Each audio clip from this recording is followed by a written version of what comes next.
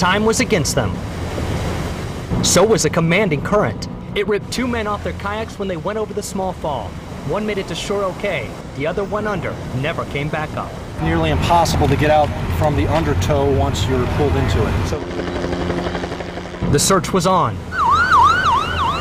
I hope they find him. And it quickly became the talk of the town. Mom, they have a safety key. A couple hundred people watched nervously as rescue crews from across the area worked desperately to find the man before it was too late. There's always hope. The man's kayak floated to the top. His life jacket did too downstream. They're trying their darndest. But as the hours passed, so did hope they'd find him alive. The rescue turned into recovery, not what family and friends wanted to hear. It's sad. The creek now holds the key to what happened to the kayaker. You don't realize what a little creek, how dangerous it can be.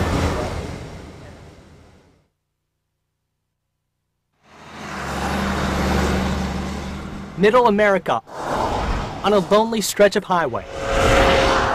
A salute to soldiers and their sacrifices. I call it a big thank you card. It's 12 feet tall, weighs 56 tons, an old boulder the background, a portrait of patriotism, the message from artist Ray Sorensen. This is my way of thanking them, telling them they won't be forgotten. People in my generation do care. He's only 24, not a veteran himself. I just love my country. I love what it stands for. Reason enough to spend hours perfecting this painting that spans generations. On the backside that, Washington crossing the Delaware. This one's a Kennedy quote. It says, "Let every nation know." All the way up to the wars in Iraq and Afghanistan. This one I put the George Bush quote, "We will not waver, we will not tire, we will not falter, and we will not fail. Peace and freedom will prevail." I drive a truck and I salute it every time I come by. It reminds Vietnam veteran John Porter of the past. It's just a sacred rock. I get goosebumps every time I see it. He's my hero. A star in some people's eyes, locally and far away. Kind of wanted this for our newsletter. Some stopped to grab a snapshot. Others scribbled their thoughts. Messages set in stone. There's one that says, "We love you, Roger Brown." It's awesome to feel that my work's appreciated. The rock, as Ray calls it, a symbol of freedom in the middle of farm fields, receiving quite a bit of attention at home and all across the world. I used to have a lot of hair. It went by the wayside. Angelo Mangiamelli may not have much hair left, but he's had his hands full of it since he was 14. Oh my God, I had one here earlier. He had enough hair for 3 people. But Angelo snipped and thinned like the old pro that he is. It's that kind of attention to detail that's created loyal customers and loyal friends. Good luck.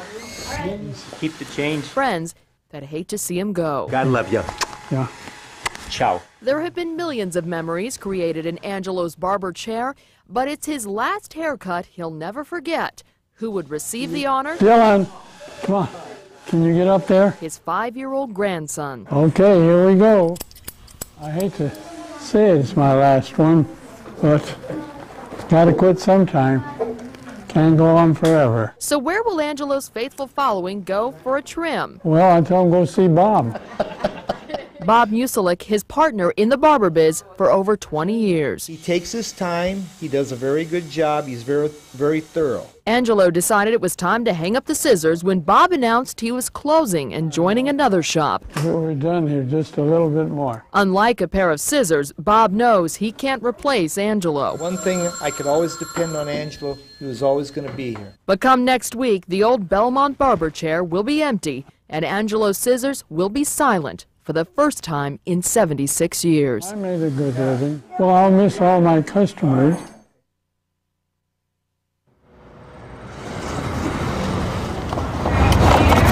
Downtown, right off dock. We see everything and everybody here. Folks pop in for food and fuel. Come back again. So many people, it's hard to keep count. Okay, 9/11. But there's one face among the crowd Lori just can't forget. He was always just real cheerful and bright, and he always had a smile on his face, and he was always real nice. Officer Jason Pratt. He was very, very genuine. I mean, he just talks to you about anything. you know, and you always felt real comfortable around him. He and his partner stopped at Bucky's Express between calls to check on Lori and grab a snack. Vanilla, I believe, yeah. But in no way Lori says was Officer Pratt just a plain old policeman. I just thought he was an extra special officer. He had a way of making her feel safe. He told me one particular night, he said, well, if you need any of our help, just call us. We'll be right back to help you. And I always felt real safe working here because of that, you know. Now that he's gone, her heart is heavy. She'll always remember his friendly voice and his face. He won't never leave my mind or my heart because he was that genuine to me. So, but I just pray that he's with God now.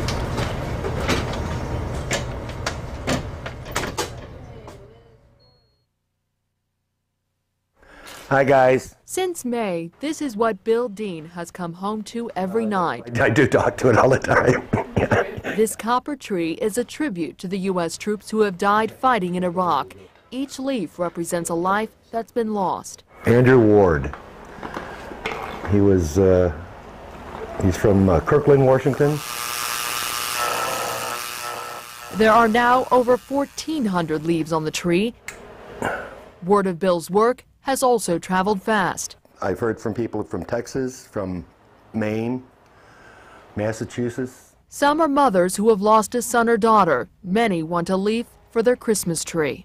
I think they want to have any kind of memento that they can have. You know, anything that'll remind them of them. The tree is also a reminder that the war in Iraq can hit close to home. When I can read about them in our paper or see them on the news, and they say it does hit you a little harder. What's even harder is knowing his son Sean is somewhere north of Baghdad. I think the first week he was there, a car bomb went off in front of his vehicle. He hopes that's one leaf he never has to make. That'd probably be the hardest leaf I put on.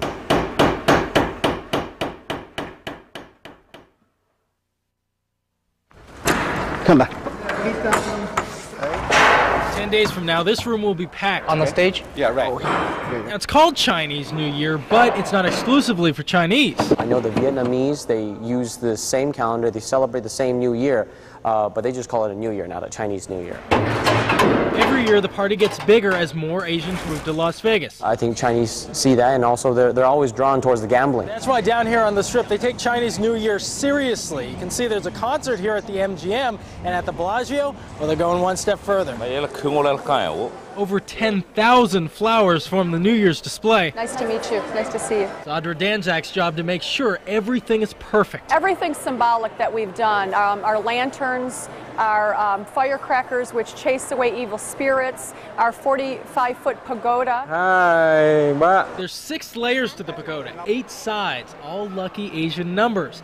There's even live fish, another good luck charm. We rented them. Oh, they're rented fish? They're rented fish. Happy Asian tourists mean big money. It's not just in the pool. The casino chips that we fished out yesterday and a $5 bill that we fished out this morning. So, you know, the East meet West, you know, it's this culture. We just minimize the culture shock. So we have a lot of tourists from China, Korea, and Japan. The goal is to keep them coming back, maybe even for good. Why not live in a place that you love to live in and do business at the same time?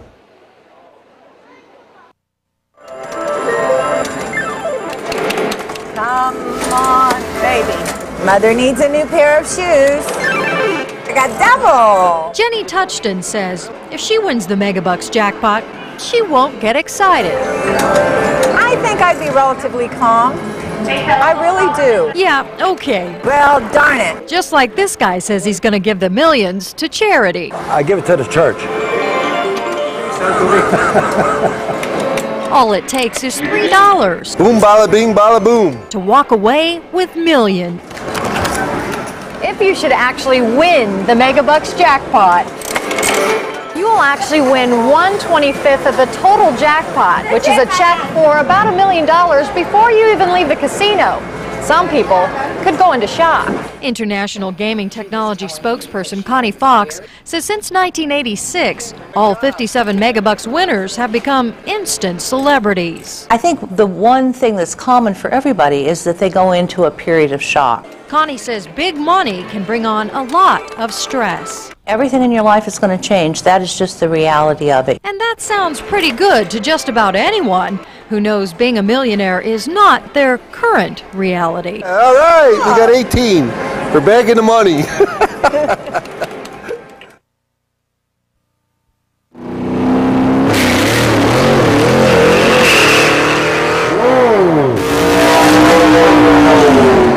.732, a little bit over 96 miles an hour. We get about, on average, about 100 cars and several hundred spectators, and they come and just hang out and have a good time.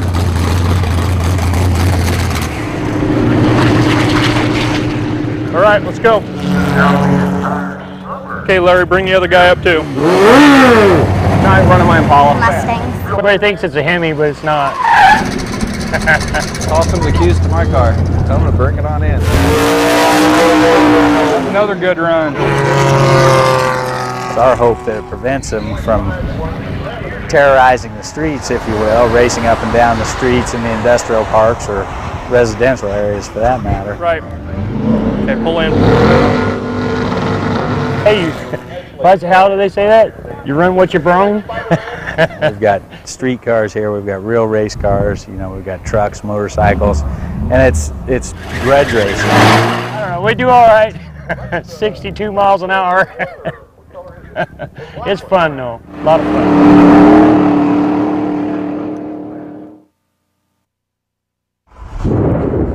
And now, from KM3 News, this is a first warning severe weather alert.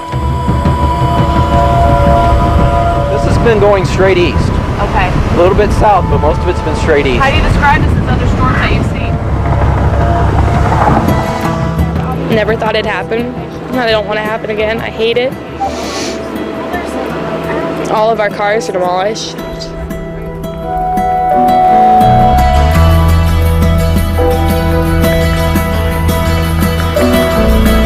Listened to the TV and they said 28 minutes it'll be in Hallam.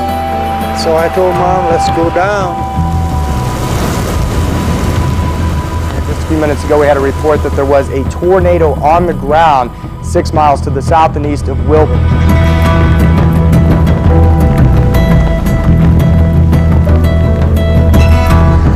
I think, as you know, we have confirmed one fatality. An elderly female that was killed in one of the residences here. What we're going to do, we're going to allow access to the town. I will tell you, it is not pretty and there's not a lot left. I heard her screaming, "Get in the basement," and it was just horrible. And then you hear all the glass breaking.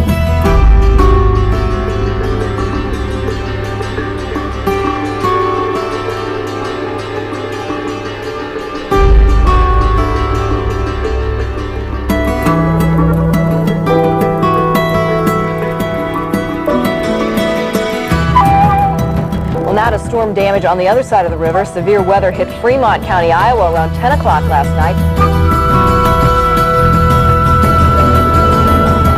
There were more than 80 tornadoes reported across the country last night, most of them here in Nebraska and in Iowa. Are you happy to get out of the town?